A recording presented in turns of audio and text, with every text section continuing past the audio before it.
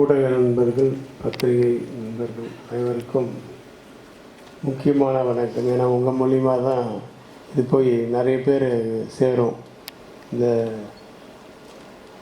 இந்த வித்தியாசமான புதுசாக இப்போ வாங்க போகிற இந்த மிஷின் இது இங்கே இருக்கிறது ஒரு மாடல் தான். ஏன்னா மிஷினை இங்கே கொண்டு வர முடியாது, அதனால் அந்த மாடல் மட்டும் வச்சுருக்காங்க.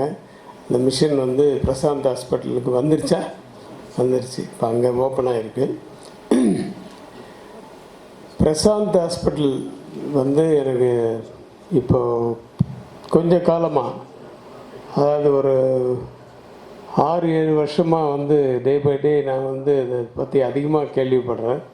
பிரசாந்த் ஹாஸ்பிட்டல் நல்ல ஹை லெவலுக்கு வந்துட்டுருக்கு. இது அப்போலோ ஹாஸ்பிட்டலுக்கு ஈக்குவலாக வரணும் அப்படின்றது என்னுடைய எண்ணம். ஏன்னா அந்த பிரசாந்த் ஹாஸ்பிட்டலில் 2 தடவை எங்கள் அம்மா காப்பாற்றி அமைச்சிருந்தீங்க. நான் அங்கே ஐஸ்வர்யா இப்போ ஒர்க் பண்ணிகிட்டு இருக்கும்போது ஒரு 2 தடவை வந்திருந்தேன்.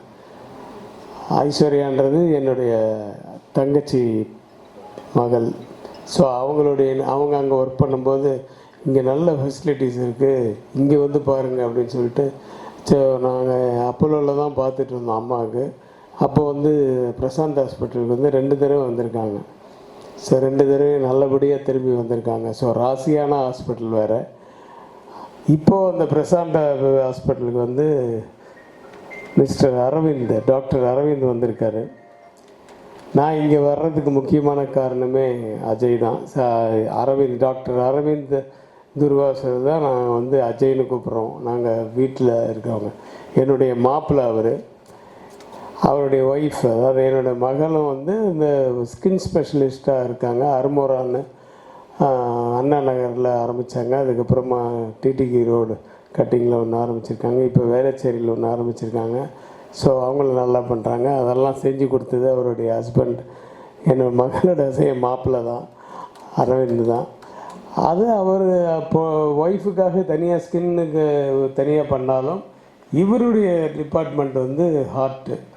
அதுக்காக எம்பிபிஎஸ் முடிச்சுட்டு மேலே படித்து எத்தனையோ எப்போ பார்த்தாலும் படிச்சுட்டே இருப்பார். அந்த மாதிரி படித்து இன்றைக்கி ஹார்ட் ஸ்பெஷலிஸ்ட்டாக இருக்காரு சென்னையில். ரொம்ப பெருமையாக இருக்குது என் மாப்பிள்ளை நடக்கும்போது. பிரசாந்த் ஹாஸ்பிட்டல் இன்றைக்கி proud to launch the ELCA laser angioplasty system.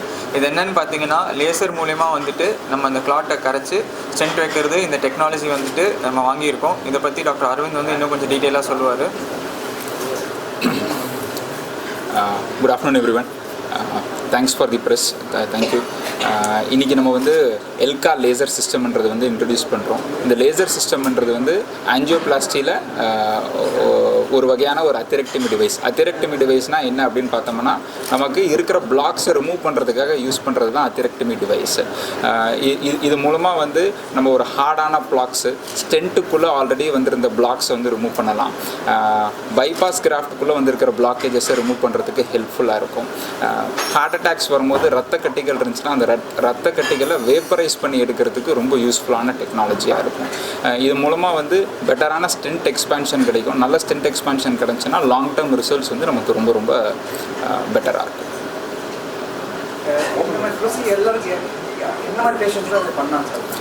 Sir, நான் சொன்ன மாதிரி ஆல்ரெடி ஸ்டென்ட்டு போட்டு ஸ்டென்ட்டுக்குள்ளே பிளாக்கேஜஸ் வர பேஷண்ட்ஸ்க்கு இது ஹெல்ப்ஃபுல்லாக இருக்கும். ஆல்ரெடி பைபாஸ் கிராஃப்ட் போட்டு அந்த கிராஃப்டில் பிளாக்கேஜஸ் வர பேஷண்ட்ஸ்க்கு ஹெல்ப்ஃபுல்லாக இருக்கும். நல்லா ஃபைப்ரஸ் டிஷ்யூஸ்ன்னு சொல்லுவோம். இப்போ நம்ம ஒரு பிளாக்ன்றது ரொம்ப சாஃப்டாக இருக்கலாம், இல்லைனா கொஞ்சம் நாட்கள் ஆச்சுன்னா அது ஃபைப்ரஸ் ஆயிரும். அந்த மாதிரி ஃபைப்ரஸ் டிஷ்யூஸில் பிரேக் பண்ணுறதுக்கு ரொம்ப ஹெல்ப்ஃபுல்லாக இருக்கும்.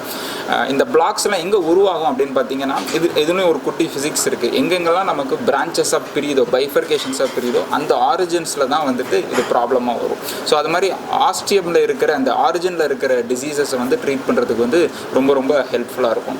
க்ரானிக் டோட்டல் அக்ளூஷன்ஸ்னு சொல்லுவோம். ரொம்ப நாட்களாக 100% பிளாக் ஆகிருக்கிற வெசல்ஸ், அந்த வெசல் பிளாக்கேஜஸை ஓப்பன் பண்ணும்போது ஆர் சம்டைம்ஸ் ரொம்ப கேல்சிஃபைடான லீஷன்ஸ் இருக்கும். அங்கெல்லாம் இப்போ நம்ம இந்த வயர்ன்றதை எடுத்துகிட்டு போகிறோம், அதுக்கு மேலே நம்மளால் பலூனோ வேறு எதையுமே பலூன் எடுத்துகிட்டு போனால் தானே நாங்கள் எக்ஸ்பேண்ட் பண்ண முடியும். பலூனே அந்த இடத்துக்குள்ளே போல ரொம்ப டைட்டாக இருக்குது, இருக்குது, ரொம்ப ஹார்டாக இருக்குன்னா அந்த மாதிரி இடங்களில் வந்து லேசர் மட்டும்தான் வந்து will be able to help. நமக்கான ஒரு பாதையை கிரியேட் பண்ணி கொடுக்கும். அந்த பாதையில் போய் நம்ம போய் ஸ்டென்ட் பண்ணிட்டு வர மாதிரி இருக்கும் சார். கண்டிப்பாக பயம் கிடையாதுங்க சார். இது வந்து ஒரு எக்ஸ்பீரியன்ஸ்டான சேஃப் ஹேண்ட்ஸில் பண்ணும்போது வந்து டெஃபினட்டாக வந்து எந்த ஒரு பயமும் கிடையாதுங்க சார்.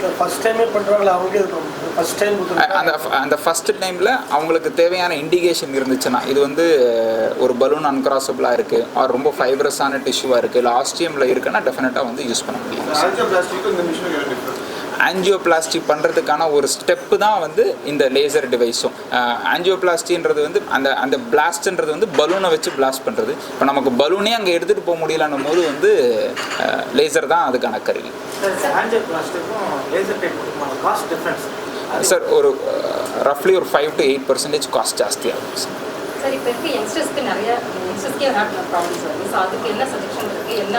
இல்லை, முதல்ல வந்து ப்ரிவென்ஷன்மா.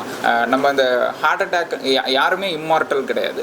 நமக்கு வந்து ஹார்ட் அட்டாக்கான வரதுக்கான ரிஸ்க்குன்னு சில ஃபேக்டர்ஸ்லாம் நம்ம பார்ப்போம். இப்போ அவங்களுக்கு வந்து யங்ஸ்டர்ஸில் வந்து நம்ம முக்கியமாக பார்க்க வேண்டியது வந்து அவங்களுக்கு பிபி இருக்கா, சுகர் இருக்கா, கெட்ட கொலஸ்ட்ரால் வந்து ஜாஸ்தியாக இருக்கா, ஃபேமிலியில் வந்து 55 வயசுக்கு முன்னாடி இல்லை 60 வயசுக்கு முன்னாடி ஹார்ட் அட்டாக் வந்து யாராச்சும் வந்து உயிரிழப்பு ஏற்பட்டிருக்காங்களா, யாருக்காச்சும் ஸ்ட்ரோக் வந்திருக்கா, ஆல்ரெடி யாருக்காச்சும் ஸ்டென்ட் பைபாஸ் 60 வயசுக்கு முன்னாடி பண்ணியிருக்காங்கன்னா அது எல்லாமே ஒரு ரிஸ்க் ஃபேக்டர்.